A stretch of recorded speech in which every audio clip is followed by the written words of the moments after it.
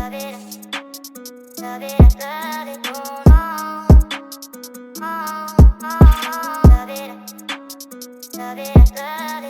morning and welcome to Is It Really Worth It podcast with Sean Byrne. I'd like to start off by saying a thank you to our sponsors, Tripod Quest, for all your tarmac, civil engineering, scaffolding. They're the go-to crowd. I'd also like to thank Renate Recovery for your ice chambers and rapid recovery from your sports. This morning on Is It Really Worth It, we've got a fascinating young lad, brilliant prospect.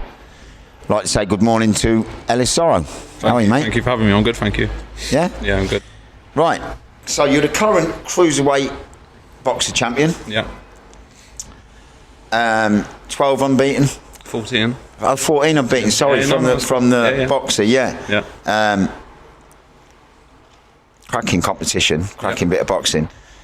But first of all, I want to start off by saying congratulations. You just secured a brilliant contract with Frank Warren. Yeah, thank you very much. Yeah. How long? It's a 3-year deal. 4 fights a year. If I get knockouts and stoppages, probably get more. But it's definitely 4 fights a year. Yeah. Lovely. Yeah, Lovely. it's good. Yeah, I'm happy So with that. Exciting times. Yeah, 100%. Yeah. What's the goal? In boxing, Yeah. obviously to secure myself and my family's future, financially. I think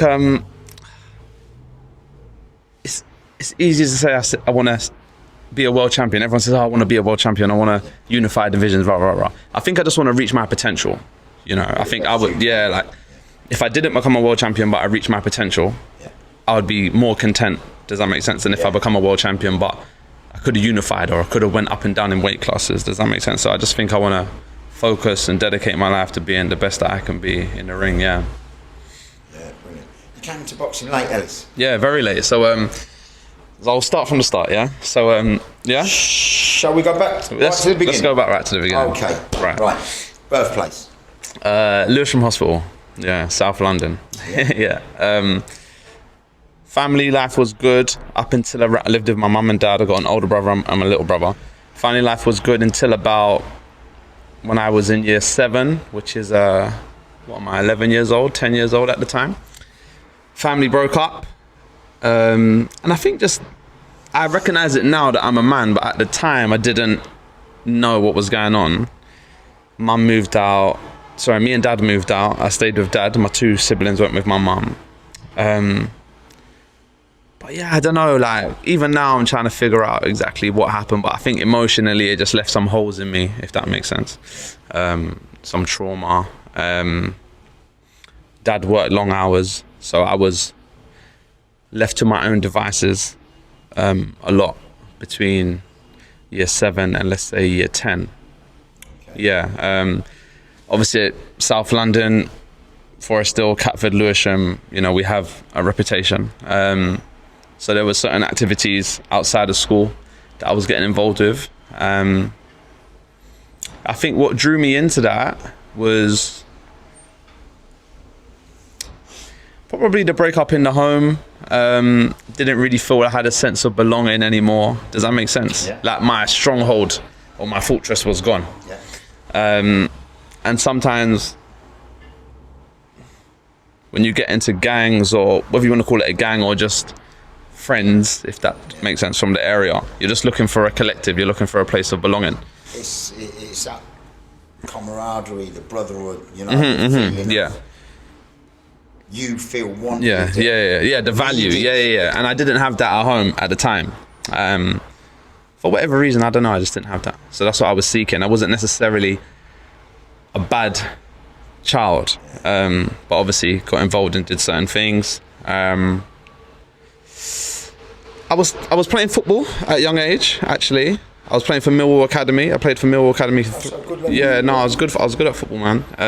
I played with Millwall for 3 years, and this is kind of where my sporting background started. Football, just started playing for Millwall Academy. They released me, which was at the time kind of painful, although I didn't necessarily want to be a footballer, but I just felt like, I don't know, like a rejection. Does that make sense? Or, I'm not good enough or whatever. I carried on playing. So what age was you at the Millwall Academy? I was 9. Yeah, I was 9 or 8. No, I was 8 until about 11. Then I got released. So, the breakup of your parents and the getting released by Millwall. They happened at the same time. So it's like a double whammy. Yeah, they happened at the same time. Yeah, it did. But football is just one of them things that I guess in England, like, we just play it. Do you know what I'm trying to say? Like, I wasn't, I want to be the next so-and-so. I had no idea about money or the stability that it could give me, or I wasn't thinking about a career in football, but it's just something that I liked, and it gave me a sense of achievement playing at that level that I was at. Anyway, I got released. I was still doing what I was doing on the roads, but I was playing for Bromley FC. Which is still a good level, to be honest with you. Semi-pro, I think they're semi-pro.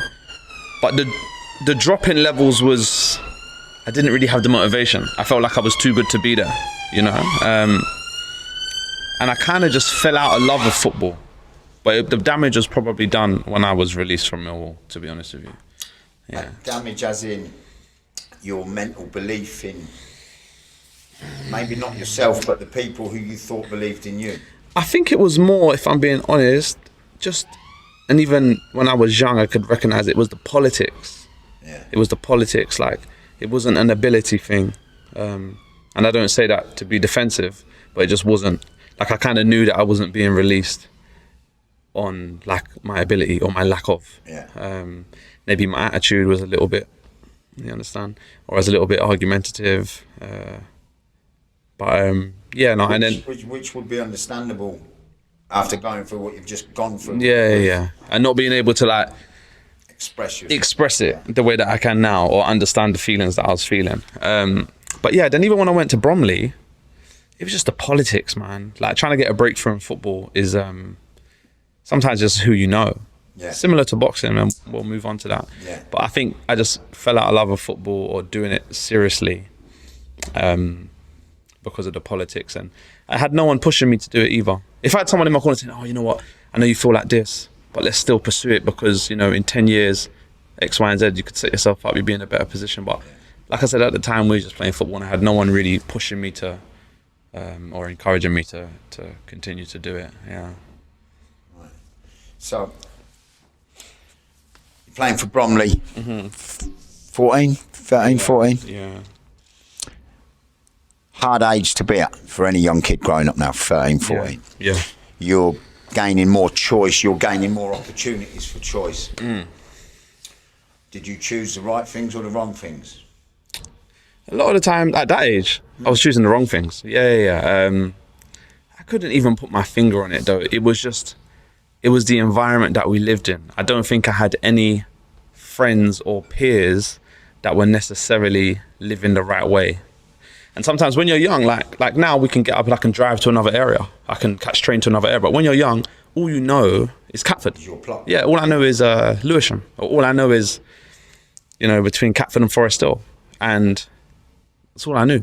You know, the internet wasn't necessarily a thing back then. And I don't even know if at 14, you know, you have the intelligence to kind of even think outside of your, outside of the box like that. So, it felt very normal to be, you know, carrying what we was carrying, or living how we was living, or selling what we were selling. It just felt like that's what we were doing. But if you asked us why are you doing it, you wouldn't even we know. wouldn't even know. Yeah.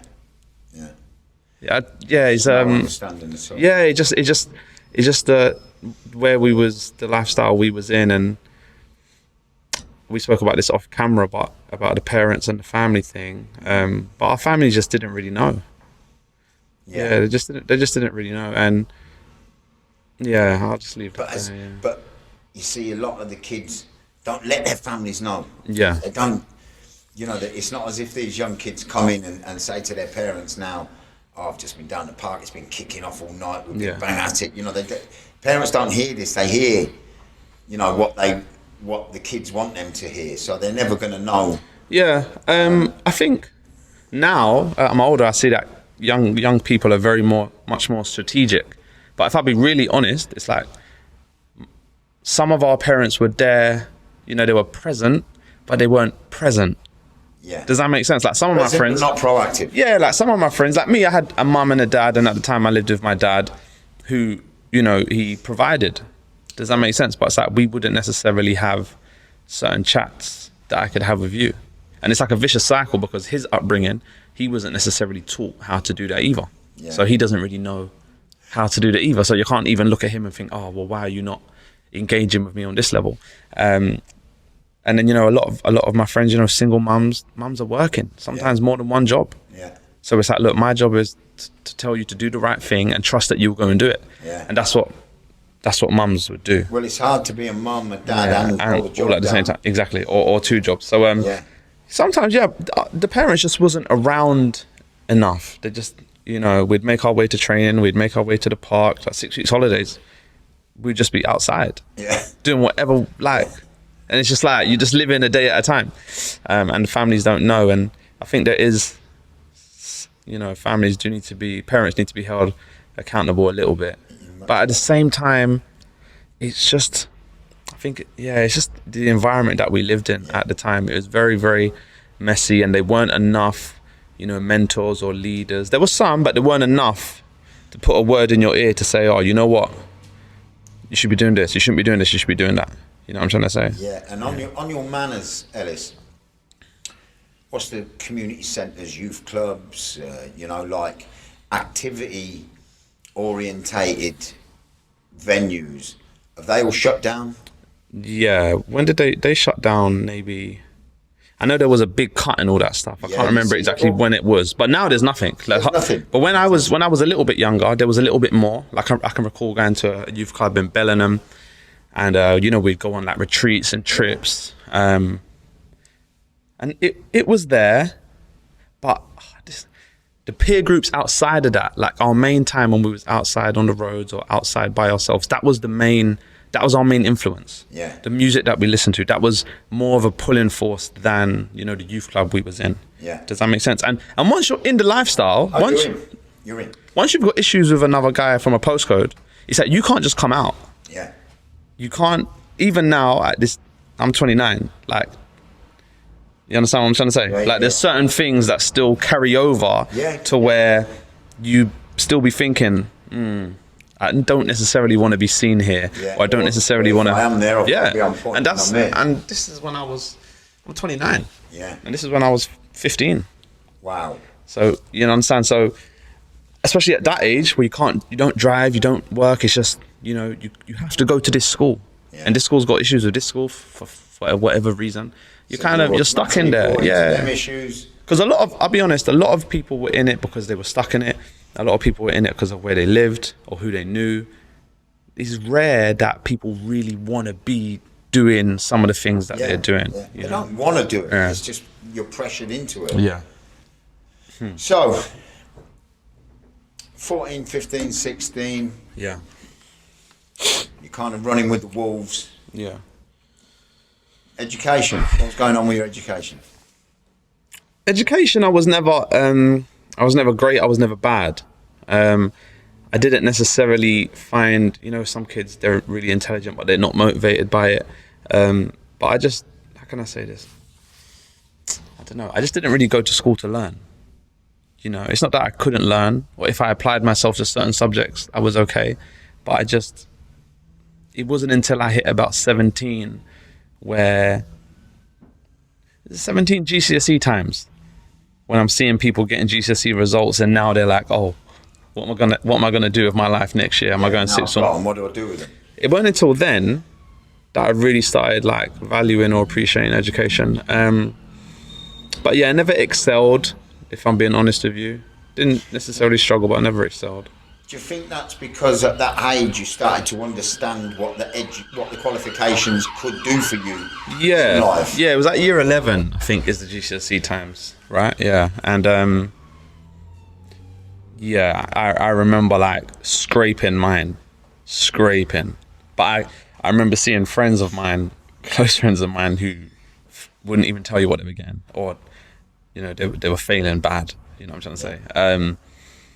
And that's when I started saying, like, oh, like, there's actually more to... And I recall little conversations that someone might have said at youth club, or mum might have said, or even dad might have said, or like some of my older peers, because I had an older brother who's 4 years older than me. And I'd recall certain comments or conversations that they'll say, about education or about there being more to life than just what you're doing at the moment outside. So yeah, after GCSEs, I began to take things a little bit more serious.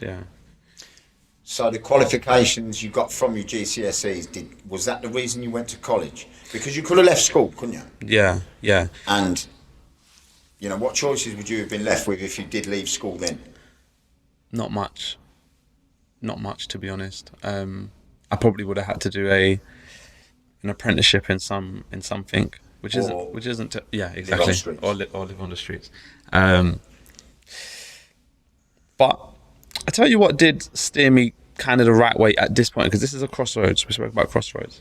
I think seeing my brother and how well he was doing academically and in life at the time, it kind of made me feel like, you know what, maybe I should knuckle down a little bit.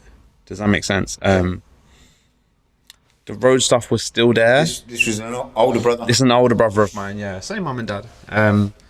But he really excelled, basically, academically. And yeah, I made the decision to go to sixth form, which was an easy decision to make because, you know, my mum did care enough. Like, I don't want to paint the picture like, you know, my mum went out parents' evening or she wasn't thinking about what I was going to do. You know, every time I got kicked out of school, she was there trying to make me do the work at home or make sure that I don't go centre or make sure I can get into this school. Yeah. Because I got kicked out of 2 schools. So she was trying for me. Does that make sense? Yeah. And where I had nothing else to do, where I thought, oh, if I don't do my GCSEs, I'm just going to be out here, basically. Sorry, if I don't do my A-levels after GCSEs, I'm just going to be out here. It just made sense to pursue doing that, yeah. So at that stage, I began to listen a little bit more. So how did you get on? In A-levels? Yeah. Really good, you know. I did, That's when I noticed that, like, I had the ability to work hard. So basically, I did A-level sociology, business and sport. And I got AAB. So I got an A in A-level sport, I got A in business, and I got a B in sociology. But the sociology was the one where it was like, I kind of struggled with English quite a lot. And there was a lot of reading and a lot of writing that I had to do with sociology. So the way I had to revise and apply myself, I felt like I had to do a lot more than my peers. Yeah. I felt like I was making up for lost time that I missed, even from primary school. But by this point, you're understanding now the benefits of an education. 100%. Yeah, because I got friends that are not in the same position that I'm at, not at sixth form, can't get into college, just doing nothing. Yeah. Some of them by choice, to be fair, but I could see the stress in their life, if that makes sense. That's right. You know, I could see the wilderness feeling of, got nothing going on. Yeah, no balance. And so yeah, I got AAB, B in sociology, where I predicted a D. They predicted me a D. But yeah, I remember going into the box, we'll talk about the boxing, but that's when I knew that, you know, I would stay up late, revise. If I wanted to apply myself to something, I could do it. Yeah. Yeah, and I had that ability to do that. Right, so you're starting to realise that yourself now. Yeah. Before then, I didn't realise your potential. I knew I was what's called a go-getter. Yeah. Does that make sense? Because it's like, when it was time to try and make money when I was a bit younger, I knew I was never lazy. Like, I'll be out and at it. You know what I'm trying to say? If there's an opportunity, I'm there. But the mindset was slightly different. That mindset was more about trying to be cool or fit in. The motivation was different. Whereas this one, like, I'm trying to bet on myself. Like, I want to bet on myself. Yeah. You feel me? Through education. That kind of balance of going out as a youth and hustling, it's not a bad thing in the respect that it will show you, if you're doing it the right way, you are hungry, you can go out and get it, and you can, you know, it can give you that belief in yourself. Yeah. To go down that right way, to do the right thing, do you know what I mean? Yeah. So it weren't really a bad thing, Ellis. You know, your apprenticeship on the streets. Yeah. It weren't really, you know, when you look at it wasn't. You know, when you look at it like that, it weren't a bad thing in the respect that it's gave you the grounding and knowledge in yourself that you can go and get this shit. You can get this shit done. We can do it properly. Yeah, because it's like a first job. Like, you'd have to wake up early. you'd have to organise yourself. Yeah. Like when you're on the street, you have to organise certain things. You got to make sure you go there. You make sure you don't go there. You make sure, you understand? Yeah. Like, so like, yeah, like that can bring you up kind of quick, mature you kind of quick, although it's maybe in society negative things that you're doing, but if you can take them transferable skills. Turn them into positive things. Yeah. You know, you're up to now, that's what's coming across to me, that you've turned all that negative shit. Yeah, 100%. into such positive shit. And I just use it in another area, which is boxing. Yeah, so we're going to get there now. So you're in college. Sixth form. In sixth form. Yeah. You still haven't had a pair of boxing gloves on yet? No. I wasn't even thinking about boxing. You know, I think, no, honestly, when I Because it's not on a curriculum. No. Saying that though, Julius Francis actually came into my school. To do the pop-up.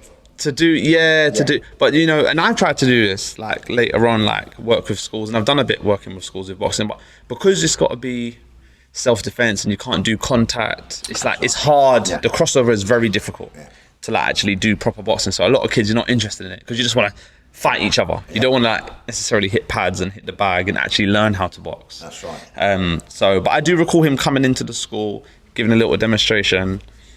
And not like the one he done up in Manchester. not on someone. Because that was beautiful. Yeah, that was so beautiful. What a shot! But you never lose it, do you? But yeah, there was like a big video of him on YouTube or whatever it was at the time fighting, and that was my first introduction to boxing. I was like, oh, okay, cool. And that was it. But then he left and didn't think about it after that. But I still had. Go on. What happened? What clicked? Okay. What made you go to your first gym? So I'll fast forward. So after my A-levels, I went to university. I went to Brunel University. Off the back of, I still didn't know what I wanted to do, but I was being advised that, look, just get your degree. Even if you never use it till you're in your 30s, at least you've got it. You've got it, yeah. I was 18, went to uni, kind of pressured to go there by my mum and my dad. Like, obviously my brother's graduating at this time, so I'm seeing what it's doing for him. He's on like good money for a first job. But it just wasn't the same for me. I didn't have the drive. I didn't know what I wanted to do. I didn't. And I was studying I was studying business management and sports science. So it's like very broad topics. Didn't know what job I wanted to do when I came out. So when they have these career days at university, it just wasn't really for me, It was good for me to be out of the house and live away from the home, and like life skills, that side was good for me. But like I had no real desire to do anything in that field. So long story short, Brunel and Loughborough, they're kind of renowned for being sporting universities. They had like a boxing social day or whatever. So similar to the Julius Francis thing. So I went down, and that was the first time I put boxing gloves on. I was 20 years old, yeah. I think Team GB do a bit with Loughborough, don't they? Probably, yeah. That's the way they train. So yeah, again, long story short, I had a little amateur fight, my first amateur fight at Brunel. I stopped the kid in the second round, just kind of wailing. After how long? So you've gone to... Okay, so I started training in September, and then I fought because it was the start of the academic year, which was September, and then I had my first fight in February. The year I graduated in February. Yeah. 4 months? Yeah. But I'll be honest, athletically, I've always been, you know what I mean? Pretty close. No, very good. Like I could do anything. Like at least I felt if I wanted to play badminton, play tennis, run, jump, I could do anything. Yeah. Sports day, I was always on top. Yeah. Running, everything. Shot put, I could do anything. Obviously I was good at football. It's just, so I found boxing quite easy. Like it wasn't, I was well coordinated, had good balance, I had rhythm, I had timing, certain things I just had. Yeah. You just had to show me the technique and I could put it all together, and everything that they were showing me, I could learn it really quickly because I think I had those. 4 months. 4 months is quick. Yeah, no, 4 months is quick. I mean, I weren't great technically, obviously, at the time, but yeah, like I was very fast, very powerful, very heavy-handed at the time, yeah. And you can remember the fight? Yeah. Nervous? Yeah, I think so. I think I was nervous because other people were taking it more seriously than I was. But for me, it was still a uni bout. It was a university thing. But he's still climbing through the ropes. Yeah, but I think, I'm 21 years old at the time. I've been doing certain things that should have made me more nervous since I was 11. Yeah. You understand what I'm trying to say? So it's a different kind of nerves, but maybe I was afraid of being embarrassed. But when I looked at this guy, I said, this scrawny guy, he can't. That's my road mentality. But he knew what he was doing. He knew how to fight. So how did the fight go? I lost the first round. Yeah. Yeah, I kind of was getting pinged all over the place, actually. But the minute I hit him, the first shot I hit him with, I actually put a clip on my Insta the other day. He literally spun around in a circle and fell into the ropes. Yeah, and in amateurs, they stop fights quite quickly, don't they? So, yeah, that was the fight done. So that was the first stoppage. And then, should I continue, yeah? And then after that, I graduated, obviously, in that summer. Had no idea what I wanted to do. Had no idea what I could really use my degree to do. I got a 2-1, which is good, not a bad grade. And yeah, I started working part-time in a warehouse. And I was like, did I go to uni to come out and work in a warehouse? But like that, everyone in that age group who graduated 2014, we was all struggling to get proper graduate jobs, to be honest with you. Like a lot of people that were engineers, like studying engineering, I got a first, which is the top mark. They were coming out and working in Sainsbury's. Wow. Because the lack of jobs or opportunities out there. So I was like, might as well just run with this boxing thing. Like, it's an individual sport, which is what I hated about football. At the time I thought, there's no politics. If you win, you win. If you lose, you lose. It's kind of, you get in what you get out what you put in, you know. And I was like, if there's anything I can do, 10 other people to blame. But I knew that I could apply myself. I knew how to work hard. I'm a go-getter. I'm a hustler. If I wanted, I will go and do it. So yeah, I pursued the boxing thing while working in the warehouse. Had a fight at the TA Army Barracks in Grove Park in South London. So that's your second fight? It's my second fight, yeah. I won that by knockout in the second round. And then I moved over to the Lynn because there was better boxers at the Lynn. It was a more kind of renowned club, if that makes sense. Yeah, and I thought, I need to be over there. And I went over there and I had my third amateur fight, which I won. And then after that, there was a long story short, there was a split between ABA clubs and this new Alliance clubs. Yeah. So some of the clubs on your doorstep, you might not be able to have bouts or competitions with them because they belong to a different governing body, so to speak, or organisation. So it was kind of like I was just training, but it was hard to get fights. You know, it was really difficult to get fights. So I went down to Miguel's, which is in Brixton. It's kind of like the only gym in the area, if that makes sense, where good pros go. Richard Riakporhe was there. Isaac Chamberlain was there. In fact, me and Richard Riakporhe was at the Lynn together, actually. But Richard Riakporhe was at Miguel's, Isaac Chamberlain, Dylan White. And he was kind of pushing things, you know, and if you know Dylan White's story, even more than mine, he's really come from a place. And then to see him going pro of small and doing small hall boxing as well, he didn't like do the Olympics or the ABA thing. Yeah, so that he really like just knowing his journey and then seeing him physically in the gym would motivate you.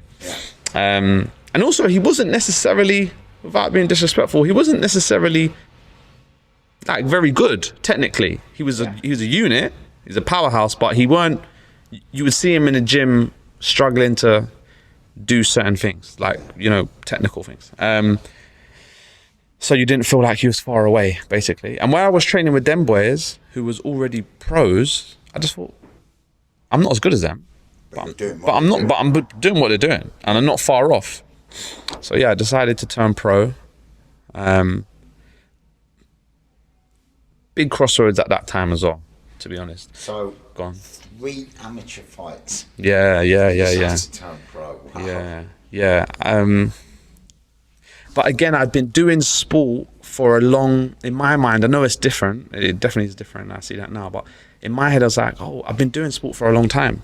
Yeah. I've been playing football at a high level for a long time, you know. Physically, I was very able, but I just didn't have the fight experience. But yeah, I turned pro after 3 amateur fights, which is like very, very rare. A lot of people didn't want to work with me. Very confident. Yeah. A lot of coaches didn't want to work with me. Managers didn't want to manage me. It was tough because no one would take you seriously. Even to get my professional boxing license, the British Boxing Board of Control come down and wanted to see me hit the pads, wanted to see me shadow box. And it was kind of like, they didn't watch me spar. That was, they didn't do the sparring, but everything else. Yeah. But in my head, I was like, this is kind of degrading. Like, why can't they just give me my license? Everyone else can just go and get their license, whereas me, they had to watch me train before. Process they've got to follow. Yeah, which is fine, of course, which is cool. But in my head, I was like, all because I ain't had enough amateur fights. So yeah. There is kids turn pro with no amateurs. Yeah, there is now, isn't there? Nick Blackwell. Did he have no amateurs? Licensed. Oh, no. No. Yeah. Fabio Wardley's another one. Yeah. Good kid. When's he fighting? He just fought. Last week, wasn't it? Yeah, or the week before on a design. He's the Ipswich kid, isn't he, Fabio? Yeah, heavyweight. Good boy. Yeah, I think he was 11-0 as a in unlicensed and turned pro. Yeah, so he's good. Yeah. So you've decided to turn pro. Yeah. At what age? 25. 25. Who'd you turn pro with? Manager, I had Steve Goodwin. Yeah. He was managing and promoting. Trainer, I was kind of training myself at the time. I knew that I could pay someone on the night to work my corner. Does that make sense? Yeah. So as long as I've got someone in my corner, it's all good. But like I said, there was trainers that didn't want to train with me. Or didn't want to touch me because I'd had 3 amateur fights. It's a waste of time. I was like, if you just look at me, and watch me train once, you'll see that I got something. Yeah. But I understand, on paper. A lot of them are stuck in their ways. There, a lot of them. Yeah, they are. But some of their fighters are better than their fighters. Yeah. Whether they're my weight class or not, I got much more prospect, much more ability. Like, where are you going to take these guys? But anyway. Then I teamed up with a man called Roy Connor, who was an amateur coach at the Lynn, and he worked my first fight. Then I moved on from him to Daly Perales. Yeah. He worked my second fight, but I used to train over in All Stars. Oh yeah. It's just too far away for me. North London, isn't it? Yeah. Yeah. Miles away. Paul Pearson's dad and all of them boys up there. That was over there. Then I came back to Roy. Then Roy was like, look, he's not doing the professional thing anymore. So I had to move on again. And then I went to a man called Mickey Burke. But in a nutshell, all that process that I just ran through was very discouraging, because it's like I was working with coaches who maybe I didn't want to work with, but I was forced, my hand was forced, because it's like no one else would work with me.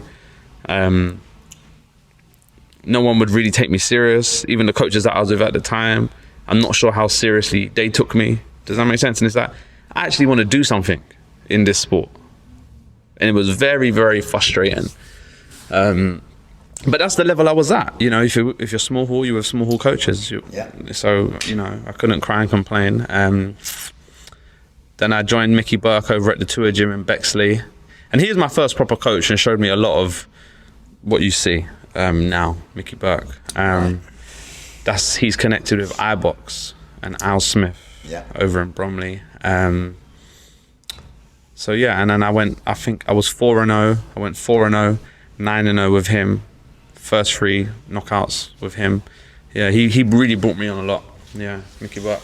So up to the boxing competition, you had 9 belts. No, I had 11. 11 belts. Yeah, I can talk you up to there. So during Remember your first belt? My first bout. Pro. Yeah. My debut was at York Hall. All my first 9 fights were at York Hall. Ah, beautiful. Yeah, I went 9-0 with Steve Goodwin. He only had shows at York Hall at the time. Yeah. I broke my hand in the first round, actually. It was only a 4-rounder against a journeyman. In the first fight? Yeah, my debut. Because I'd never had on professional boxing gloves before. And this is what I mean, like... Who was doing your hands for you? Who was wrapping your hands? For that fight, Roy. Okay. Yeah. Yeah, so it was kind of like... Now that I had my hands wrapped properly, You're not. But at the time, I didn't know. You feel me? The difference is. But when I was wearing the 10-ounce gloves, I'd never worn them before. Yeah. I was like, I'm having my pro fight and I've never worn professional gloves before. Like, what's my preparation? Like, why didn't you tell me that the gloves are going to be like this? Like, I just didn't, but that was the situation I was in. Yeah. Anyway, so I hit this guy on the top of the head, on the forehead. And that, when I say the pain was like, yeah. Mad. It's like electric shock. Yeah, like my knuckle, even to this day, like, that's what happened. And, yeah. And, yeah, so I used my left hand. But I was in really good shape for that one. Like, I wanted to prove a lot of people wrong. Yeah. It was my first. I sold a lot of tickets. And yeah, I wanted to prove a lot of people wrong, including Goodwin, because he didn't really take me seriously either. You know? And you did? And I did. No, I boxed really well. I didn't get a stoppage on my debut because I had one hand. But I boxed really, really, really well. That's on YouTube. Then yeah, I had my first, like I said, 8 more fights of Goodwin. Goodwin wasn't really doing nothing with my career, if that makes sense. Like, he wasn't really, I don't think he knew what to do with me after my debut, because I looked a lot better than he expected. And I looked a lot better than some of the other cruiserweight, and I just humbly say it, like, that he had at the time. But obviously that was my 4th ever fight in life after my debut. So yeah, but he put me into a fight. I tried to compete at light heavyweight because I'm quite a small cruiserweight. So I told him I'm going to come down, and through some miscommunication, he put me in there with a cruiserweight. And I came in at light heavyweight. So I came in at 80 kilos. Yeah. And my opponent was 92. Wow. Wow. Yeah.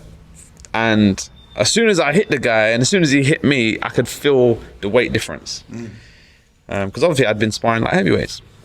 Anyway, I came through that, but that was just the nature of what I was dealing with. I was dealing with these people who would make them kind of mistakes, you know, and it was just ridiculous, man. So I'm glad that I'm kind of out of that. And yeah, it was just like with Goodwin selling tickets. So he'll get a bit of a cut, I pay my opponent, I get a bit of change for myself, and that's it. But really, it's like my career wasn't being developed. No. You know what I'm trying to say? There was no plan or structure like, oh, okay, after a couple of fights, we're going to look at a Southern Era title, or after this, we're going to... Even my opponents were very sporadic. Like my debut, the guy that I fought for my debut had just come off fighting Wadi Camacho, who at the time was Southern Area champion. Good fighter. Very good fighter. And that's who I had in my debut. And I'm saying, you're not obviously not thinking very strategically about this. Does that make sense? So yeah, go on, talk to me. Do you think because your minimal amateur career obviously was an influence on their train of thought, do you think you obviously surprised them, but do you think you made Steve regret not putting into you what he should have put into you? I think so. And again, we spoke about this off camera. Well, he obviously will now. Yeah, no, now, because I thought Jamie Smith, who he manages. He manages and looks after Jamie Smith. And I beat Jamie Smith. That was in the boxer? That was in the semi-final of the boxer, which we're getting right. close to. Yeah. So, go on. Okay. Yeah. Yeah. Now So we'll get a bit of meat on the bone. So yeah, you've got to 9 fights. You're still with Steve. 9 fights still with Steve. COVID hits, and then I kind of asked Steve to let me go towards the back end of COVID because nothing was really happening. Excuse me. And then I went to sign with Martin Bowers. Reason I pursued the Martin Bowers thing in a nutshell, because BT and obviously DAZN wasn't about at the time, I don't think, but Sky and BT were still having fights during lockdown on TV. So I was like, this is where I need to be going. And I thought I was good enough at the time. And during COVID, during lockdown, I was putting in work. Like, I was training. I weren't just like sitting at home doing nothing. I was putting in work, and I was still sparring with Mickey Burke. So I was still improving, is what I'm trying to say. And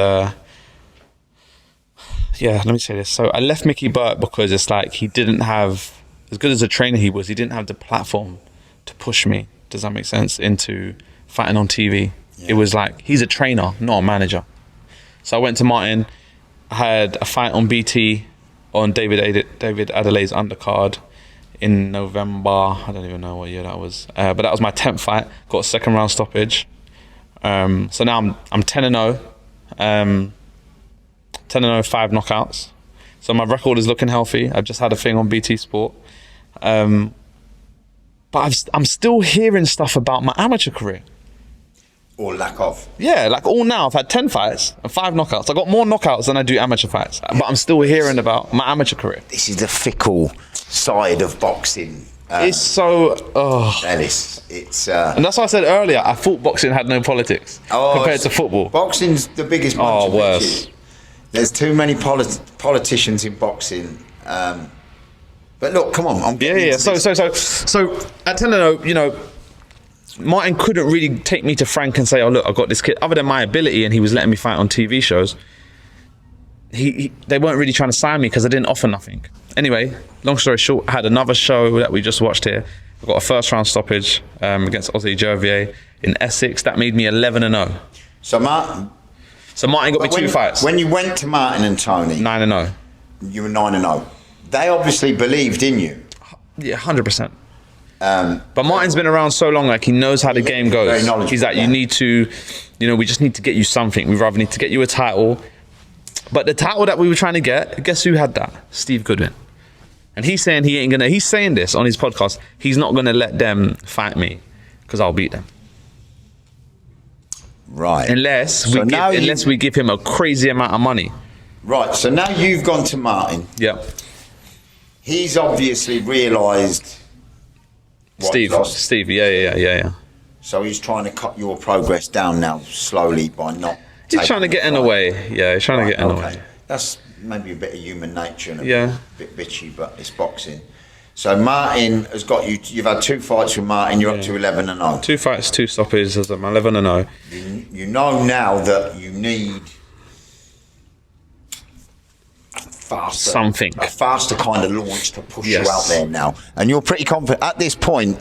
You must be pretty confident. 10-0, 11-0. I'm like, throw me in with anyone. Yeah. Like, and this is what people don't understand. When I say people, I mean people that maybe watch boxing. It's like, the only one in my division who's clearly a level apart is Lawrence Okoli. Yeah. Facts. The reason I say facts is because me, Richard, Chris Billum, Isaac, we all know each other. Does that make sense? Say, like, I haven't got the same profile as Richard or Isaac. But it's like, when I say we know each other, it's like, they know what I'm on. I know what they're on. They know what I'm about. Yeah. I know what they're about. So like, I ain't got the following, but like, if we're in the ring, they know it's no joke, and I know it's no joke. Yeah. Like, we're not afraid of each other. I'm not afraid of, like, you understand? Yeah. But like, them fights are so hard to make because of where the profile that they have, and they've headlined things, and it makes sense. You know, the headline, they're done 10 rounders. I've not done a 10 rounder. They've got titles. I've not got titles. But at this point, I'm like with Martin, look, just if someone pulls out for a British, throw me in. Yeah. And at this time, fighters were pulling out with COVID at the time. Loads of fighters are being pulled. Oh, he's got COVID, or someone in his team's got COVID. So I was just staying in the gym, staying ready, trying to get a Southern area, trying to get an English. Then the boxer opportunity pops up. Timing. The timing was perfect. I remember it come up on Instagram, and I remember like telling people, look, flood the comments with my name, like flood the comments of my Instagram and tell them to put me on. Then yeah, long and behold, someone from Boxer or Sky contacted Martin and said we'd like Ellis to come on. This is what the money's going to be. This is what you got to do. This is when it is. And luckily, I was in the gym, because the date that they announced on Instagram, it was actually 2 weeks. They moved it forward 2 weeks. So yeah. From the announcement, you're more or less on the straight away on the show. So luckily, I was in shape and I was ready for that. And I was pleased that Martin let me go, because obviously there is like a little bit, not politics, but Martin is associated with BT. Yeah. Let's have it right. And Frank Warren. Yeah. And this is a Sky platform. And Sky are offering a contract to the winner. So it's like, what you're going to do? Yeah. You know what I'm trying to say? If you win. But I knew I would win. Martin knew like I was going to win. But it's like, it's 3 rounds, it's 3 fights. Like, anything can happen. Like we spoke off camera about, it's the amateur style of boxing. Yeah. I mean, you could beat me in an amateur fight just by maybe manhandling me or being a bit busier, or just taking the fight to me. Whereas over 10 rounds or 12 rounds, it's a bit harder to maintain that kind of intensity. But so I entered, and I entered the boxer. And the rest is history. And the rest is history. Yeah. So go on. You've won the boxing competition. Okay. Yeah. You've got the option now to sign for Sky. Mm-hmm. Or wait. Yeah. So I mean, ideally, can I say this? Yeah, I can say it. Ideally, me and Martin had a thing of, look, you win the boxer, then we go to Frank and say, look, Frank, the boxer are offering X, or Sky offering X. What can you offer me? And therefore, you feel me? We have two things to play with. Yeah.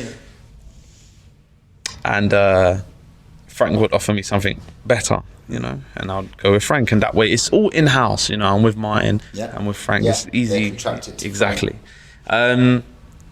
But it turns out that Sky didn't actually offer me the contract that they said they were going to offer me. I don't know if you know this. So they was offering a 6-fight deal. In the contract, it was a multi-fight deal, a 6-fight deal. But more importantly, it was like structure. We're going to do this. We're going to build you this. This was the offer before. Yeah, this is what Sky said they were going to do. 6-fight deal. They didn't offer me that. They didn't actually offer me a deal. And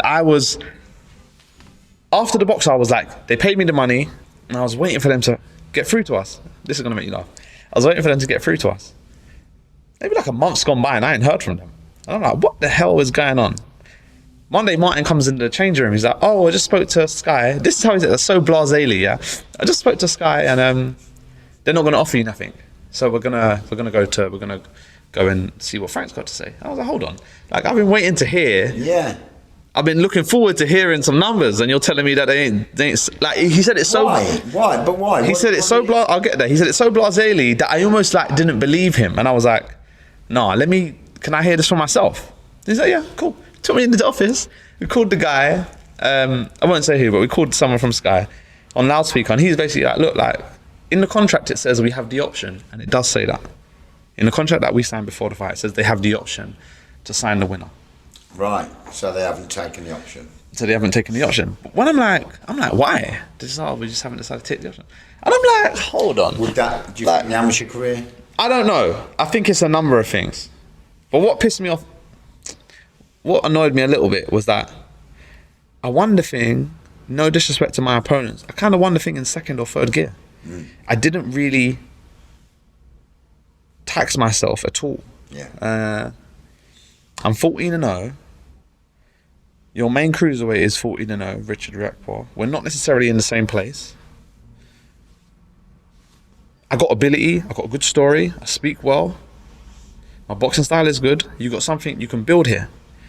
So I just, from any avenue, from any area, I didn't see why they would not want to sign me. Yeah.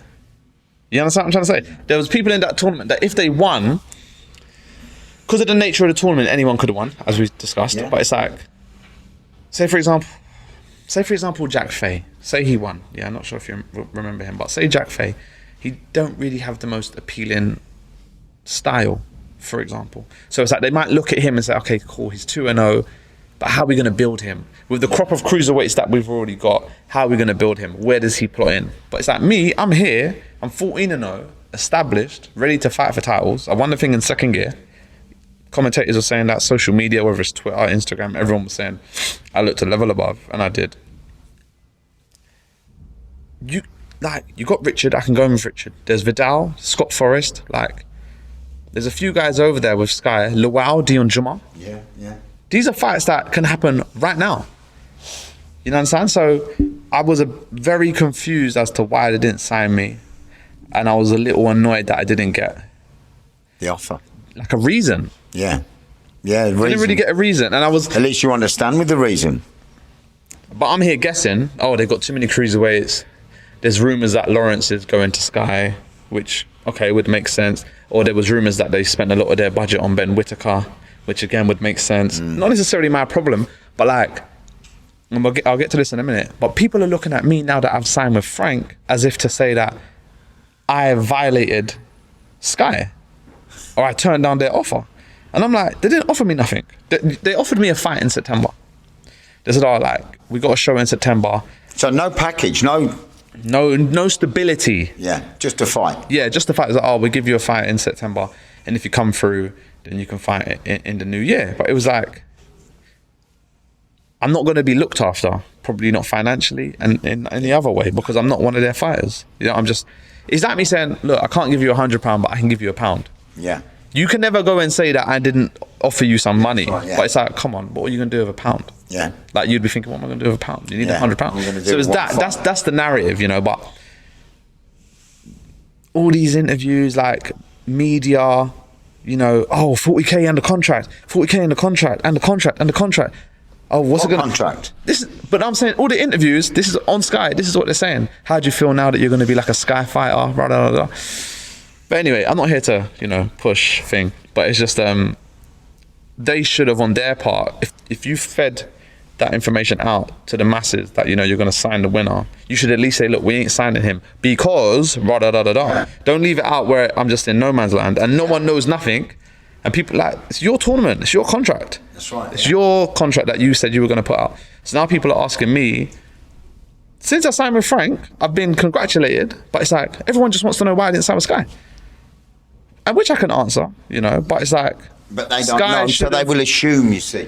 This is what people yeah, but I'm saying Sky should have put out, we are not signing him because because you're the one that created this whole, they're the ones that created this big hype about they're going to sign the winner, multi-fight deal, blah, blah, blah. But again, like you said, it's politics, it's boxing, it happens. I can say this now, before I won the Boxer, on the week of the Boxer, on Tuesday, Frank was, through Martin, making offers to me. If I win, this is what, you understand?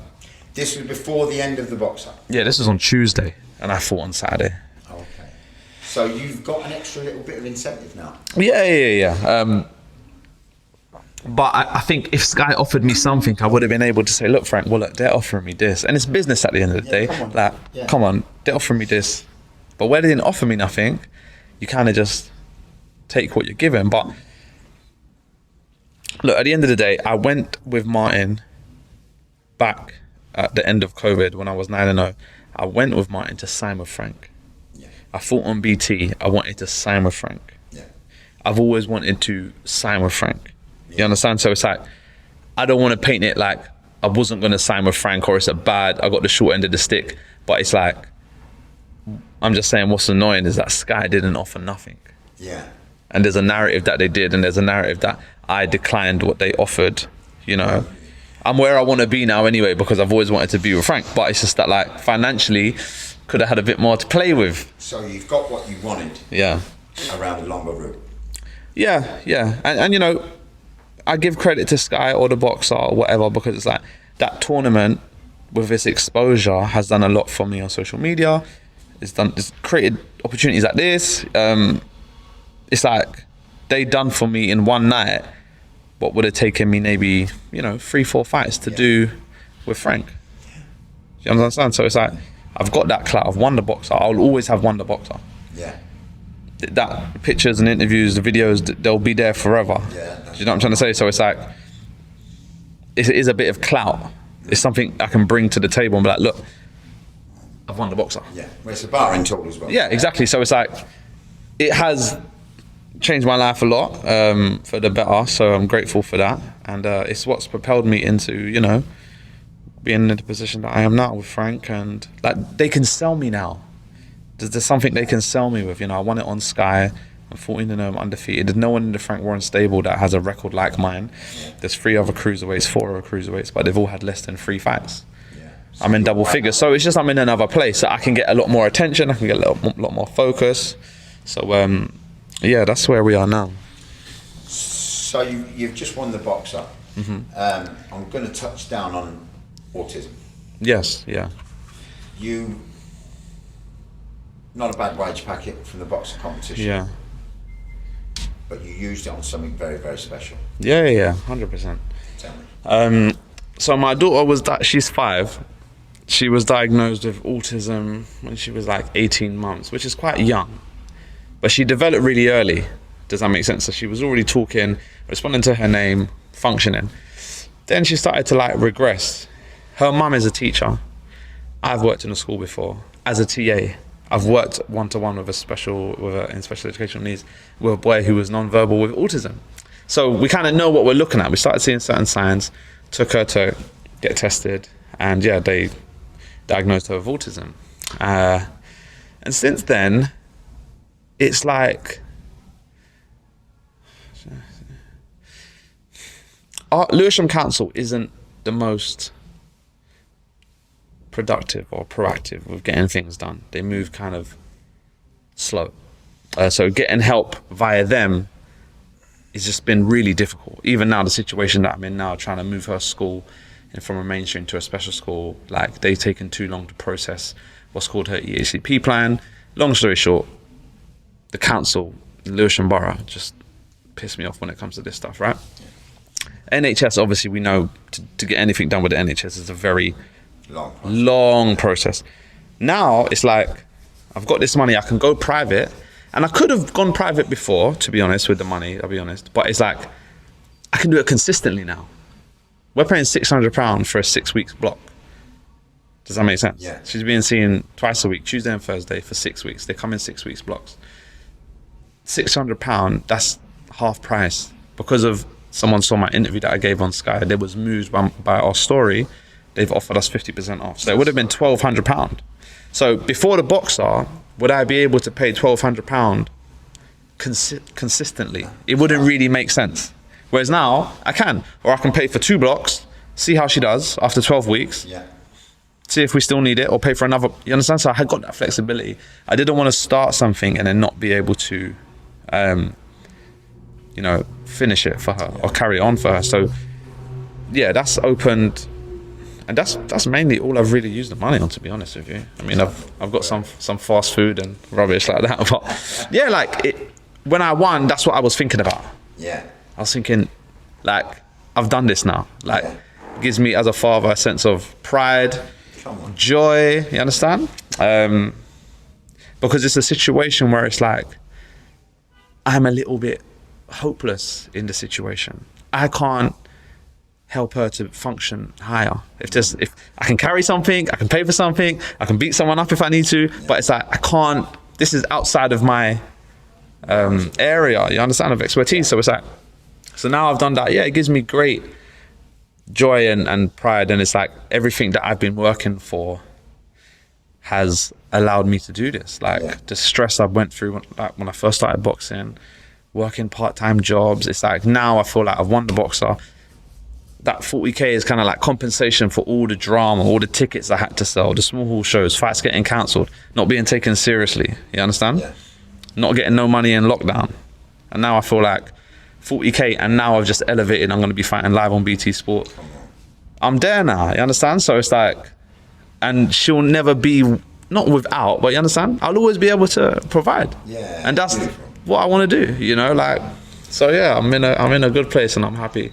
And that's our story, and that's regarding the autism. And yeah, that's where we're at with it, man. Right, I want to go back. Go on. I mean, so before you went to, like, you're leaving school, them school years for a lot of young kids coming up now, and it's a really kind of dangerous balancing years. Yeah. So you were hustling, still doing your little bits and bobs outside the school and that. Yeah. So what shut down the street life? Was it university? Everyone's story is different. I got arrested a few times. More than a few times, actually. But I think for me personally, seeing what it was doing to my mom, to my dad, I just think I was tired of doing it. Yeah. I was tired of letting them down. And I wanted better for myself. Doesn't necessarily mean that it was going to be boxing at the time, of course, but it's like I wanted better for myself. I remember being in a cell one time and they had to take, they take your laces out and all this stuff, and I'm sitting there eating a lasagna, some microwave meal, and I'm just like staring at the ceiling. I'm just like, this is not the life I want for myself. I don't necessarily know where I'm going to go, but I had to, the young people of today, they need to be courageous enough to, like, even if they're walking blindly into something, just walk away from what is not, like, everyone knows it's not good for you. Yeah. It's jail or death, basically. They're stuck in this vicious cycle. Yeah, they are. And society don't let them out of the cycle anymore. It's like this country's society and structure of fighting crime is doing totally the opposite. It's like encouraging these kids to get into crime. It's, you know, it feels to me now that the money cycle the government and the justice system are on, they don't want these kids to walk away from crime. They need these kids in crime. Yeah, it kind of, their way, exactly. Know? It's like a horrible vision. And it's a difficult thing to battle against, isn't it? Listen, you're uphill from the day you walk into it. Yeah. But look, admirable, you've come out of it, you've gone to college, minimal amateur career, phenomenal entrance to the pros. Thank you. So where do you see it in 5 years? What's your plans? Have you plans, or are you just going? Somewhat, like, because of the nature of boxing, I'll say this: it's like you got to do one fight at a time to a certain degree. You know, if I win, I'm fighting in September 24th. If I win, where are you fighting? I haven't got a venue yet, but it's on the Joe Joyce undercard. I'm guessing Wembley. But if I win and I win well, it's going to open even more doors. If I get a first between the first round and third round stoppage, and I look good doing it, it's going to open more doors than if I just cruise to a victory in 10 rounds. So one fight at a time, but I need silverware now, you know, I need belts, you know, I need titles. I'm 14-0, I'm ready to, like, I need that British at least. Yeah. You understand? Yeah. If it's not in my next fight, then after. Very prestigious. Yeah, like I want to be able to say, look, same way I'm saying I won the boxer, it's an achievement. I want to be able to say, look, I won the British title, I'm the best in Britain.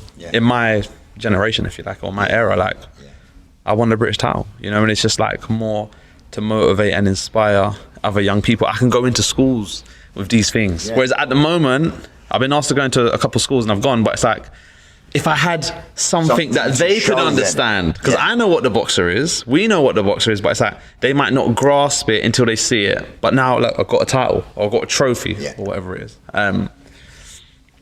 And that's what I want, basically. And from there, obviously financial security and stability for myself and my family, and just wherever it can go. Like, I want to be, like, I love, like, the journey of Andre Ward, for example. I'm not saying I'm going to be there in 5 years, but, like, you know, he's a great boxer, Hall of Famer, but now he's commentating. Even the likes of Johnny Nelson. I mean, what a job. Do you know what I mean? If you love boxing, I could be doing this and getting paid for the rest of my life. Like, it's a great, I've put myself in a great position, to be fair. So, well, you worked hard for it, and the work won't be finished yet. You've got a lot of hard work to put in. Of course. So go through, what's a day in the life of Ellis Zorro now? Okay. Should we go for a day in camp, or should we go for a day out of camp? We're going a day in camp. A day in camp, okay, so I'll wake up, I have my breakfast, I live in Lewisham, I drive 25 miles to Essex where I train at the Peacock Gym.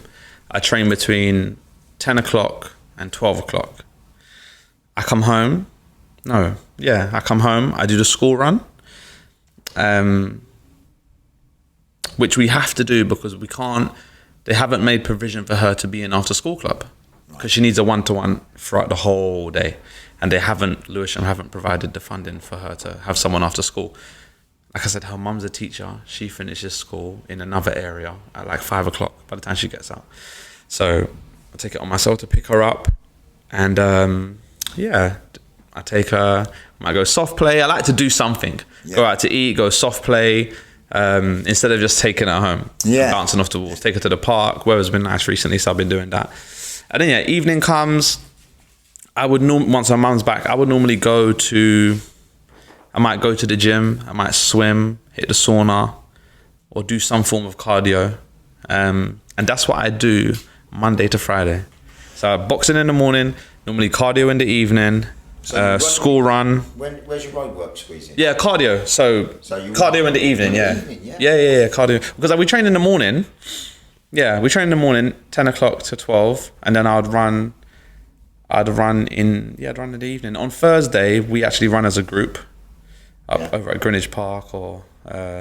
Lovely run. Yeah, very hilly. But so Thursday we just do the one session. But I normally do my cardio in the evening. Unless I've got if I know I'm sparring the next morning If I'm doing a lot of rounds, I might not run. I just see how my body feels. But most of my cardio, yeah, I do in the evening. Yeah. Saturday and Sunday. Sunday I normally have off. Saturday I might run again, or I go to the gym and do some extra bits and bobs. Sunday, yeah, and Saturday we're just left to our own devices, really. But Monday to Friday, with the school run, school pickup and training, it's like, yeah, it's flat out, really. I don't have time for much else. So your days are busy midweek, Monday to Friday. Food intake. Yeah. Everything you see. You know what? Like, you're a small cruiser, so you can afford. Yeah, I'm a small cruiser. No, I eat a lot, man. My grocery bill is crazy. I enjoy my food. Recently I've been trying to eat healthier. But yeah, when I'm in camp, it's porridge, chia seeds, bananas in the morning with berries, and yeah, chicken, rice and broccoli for lunch, chicken, rice and broccoli for dinner. That's I'm very like, and I can do that. Yeah, I can do that. I can do that for long periods of time. But when I'm out of camp, or if I know like next week I've got a week off, I already know. You've already planned your cheat meals. I'm already thinking about doing other stuff like. So what's your weakness in your cheat meals? Oh, bloody hell! What isn't, man? McDonald's. McDonald's is just a convenience because it's a drive-through, you know. But no, I love me 20 nuggets, large fries. I even get to know some of the staff at the drive-through. Like, oh, it's you again. I'm like, oh, I can't come to this drive-through tomorrow because Martin should near this. No. Honestly, I'll leave this one out. But no, I love me some McDonald's. Chocolate, yeah, just junk, man. Like, yeah, just junk.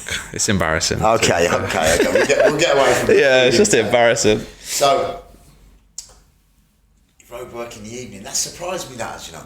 Why? Because most people do it in the morning. Well, I've got a few fighters under me at the minute, and I'm militant about morning road work. Militant.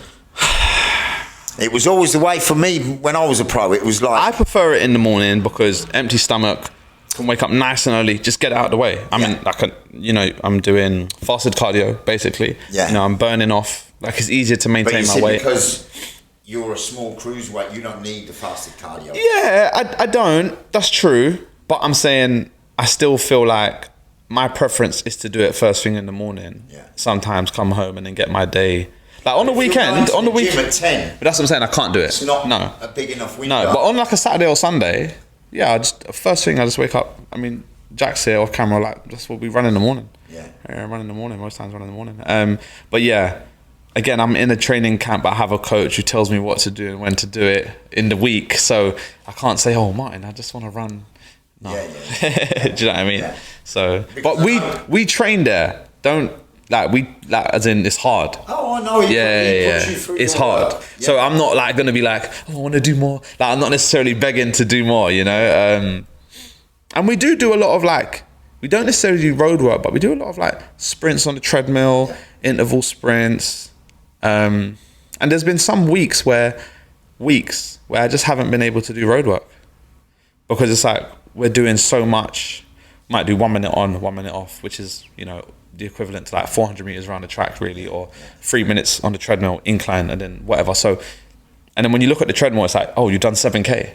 Yeah. So you don't need to. So I don't necessarily need to, but I enjoy it. You know, I enjoy to be out there, outside. Yeah. Yeah, it's not very mindful. Yeah, 100%. I just want to, especially when I got a fight, I just be thinking about my fight. Yeah. Think what I need to do, what I want to do. Yeah.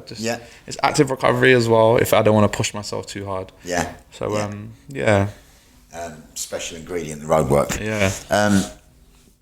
Right, British title you're going for next, yeah? Yeah. Well, where do you see after the British title? Because I know you believe you've got that British. Yeah, I got the British now. There's this thing with the British where you have to fight for it 3 times or something. Get a Lonsdale. Yeah, to actually defend it 3 times. Yeah, I mean, I would do that to be honest, in this weight class because there's enough good domestic fights to be had. Does that make sense? Where I could defend it and still make good money. But if you were offered a European after the British. Yeah, I'd go. Yeah. Come on. Yeah, I'd go. Yeah, I'd go. Yeah, you've got to. Yeah, no, I mean, Chris Billam Smith. The Lonsdale is so prestigious. Yeah. And historically, it's Yeah. probably one of the prettiest belts. Yeah. But I think the offer of... If anything above the British comes, doesn't even have to be the European. If the Commonwealth came, Yeah, or it's a no-brainer. yeah, I'd 100%. But I'm saying once you have a title of any title, if for example I had the British and the Europeans tied up, or the Commonwealth is tied up, or everything else is tied up, there's nowhere to go, I can always defend it, make a bit of money, keep me active, keep me, you know, British fights are good domestic dust-ups, you know, so it's like, it's not going to be a bad fight, is it? So, but like, there's no, the reason why I don't like to set goals like this, right, is because, like, when I was young, I was taught that, like, if you set too many goals, that you create ceilings for yourself. You understand? Yeah. So it's good to have goals, but it's like, yeah, but it's like, I don't want to like set a goal and then when I get there, once I've got the British, I'm like, oh yeah, well, you know what I mean? And I'm just like, oh, I've achieved now. No, I'm just going to keep going and keep applying myself in training. So, but yeah, I'm loving my life, man, at the moment. Like training, I fight for money, I train, like, yeah, like, yeah, I can't, like, it's, do you know what I'm trying to say? Yeah. Like, it's a, for me personally, no one should take this wrong way, but I prefer doing it than like working in the 9-to-5s that I was working. You enjoy what you do, and if you're getting paid for it, come on, it's a win-win. Yeah, so I'm very grateful. Yeah, you know, there's 99.9% of people walking out on that street out there. They don't like where they're going. Don't like what they're doing. They hate what they're doing, but they've got to do it the rest of their life. You know what I mean? I remember I didn't say this, but I used to work in HR, human resources. I used to get on a train into like South Bank in the morning and just seeing people's faces in the morning, man. I'm just like, they're dead. They're walking dead. This is dry, bro. Yeah. Like, so yeah. So whereas now it's like I'm not in that space. You know, like I'm doing something I want to do, and I think anyone can do it. It's just going to take, you know, hard work and some courage at times. You know, to put yourself out there. Yeah. Right. I'm going to ask you 5 quick fire questions. Okay. Yeah. Quick fire answers. Okay. Favourite food? McDonald's. Favourite music? Rap. Favourite car? Favourite car? Lamborghini. Which? The big Urus thing. Urus or whatever it's called, yeah. That one. Okay. Favourite holiday destination? Jamaica. Never been, but Jamaica. Okay. Yeah. Favourite TV show? Ooh, Fresh Prince of Bel-Air. Yeah, I love that. Fresh Prince of Bel-Air, yeah, man. I'm going to throw an extra one in. Go on. We spoke about this before. Favourite fighter? And why? I want a nice bit of elaboration. Yeah, you're gonna get it. James Toney. The reason I say James Toney, James Toney never held. He never held. He never clinched. He went from middleweight to heavyweight. He just flowed, man. He just flowed like water. Like the way he would, you know, shoulder roll, come back with a right hand, boom, roll underneath. Like he could just do it all day long, effortlessly as well. Phenomenal. He never. I don't even think he reached his potential. I feel like he went up in weight because he couldn't control what he was eating. No, in that sense. Like I think if he lived like Bernard Hopkins or Hagler, or do you know what I'm trying to say? But just as a skill for skill, phenomenal. It's insane, man. Insane. Yeah, James Toney. I trained leg at the time. We got James Toney. What's that for the prize? With a prize fire? Right. Yeah. And Matt had come back to. He came to me. He hadn't fought in a few years. Yeah. We had 5 wins on the trot, and then Mervyn said, "We've got this prize fire." So at the time, when we heard about who it was in the USA team, and it was Barry Hearn and Eddie Hearn, and I was like, I don't trust Eddie and Barry. Right. Okay. I've never interacted with them. I know a lot of. I've been around it a long time. I know a lot about them, and I just don't trust them. Yeah. So I was very Skeptical.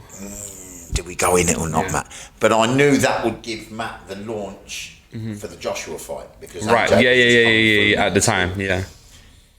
So I said, take it, take the fight. So we was down there, we went down, and there was no names pulled out the app. You know, Eddie said it was done earlier in the afternoon, but it weren't. All the matches were made before all the prior. fighters got there. I've heard about that. Our first fight was James Toney. This guy, yeah, has walked into the York Hall eating a burger. Eating a burger, Ellis. This is straight up, my bro, yeah? Now, I've gone down and said to Matt, he's overweight. Yeah. His face is puffed up. Man. Yeah. He's walked in eating a burger, man. Yeah. So we could have an easy night. Yeah. So Matt was like, oh, look, I'm just going to do my best. I said, look, just relax and do your thing. So we've gone out the first round.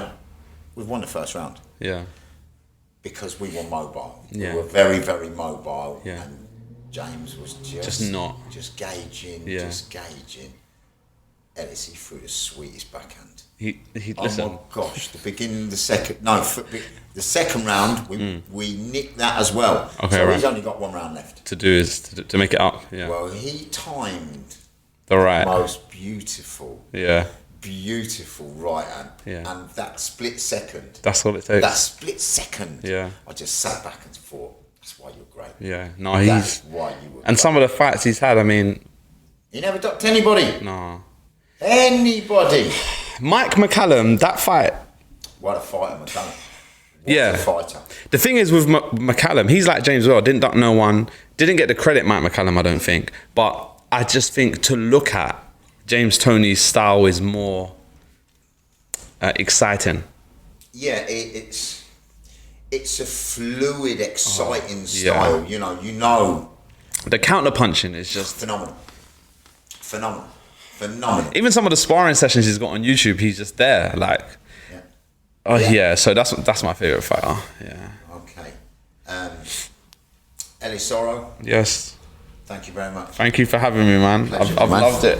Thank you so much. God bless. Thank Great. you. Best of luck in your career. Thank you. No, I appreciate it. And we'll be following you. 100%. That's it. And we'll do this again one day. Yeah, we'll definitely do it again when we've got maybe European, Yeah, maybe even something. coming up for a world title or something. Yeah. Hopefully, man. Thank My you. guy. Man. Appreciate you. Thank you very much, Thank you. Ellis. Thank you.